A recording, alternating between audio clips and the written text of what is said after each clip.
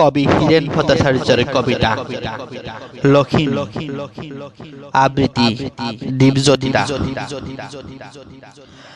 Mat মৰা ধানৰ ডাঙৰি ডাঙৰীয়াৰ চোতালত থলো, এতিয়া মোক ঘৰলৈ যাবলৈ দিয়া। আইজনীৰ মাকৰ গাত লেঠা, এইবেলি ল'ৰা এটা হ'লে ভাল হয় বৰ। জানাইতো খেতিয়কৰ ল'ৰাৰ হাত বৰ চিধা, মোৰ দেখোন আজিকালি বৰ অলপতে হাত ভৰি কঁপে। বন্দুকটো দূৰৰে কথা, টনুকাৰো জুৰিব নোৱাৰো। আইজনীৰ মাকৰ ল'ৰা এটা হ'লে ভাল হয় এথোন,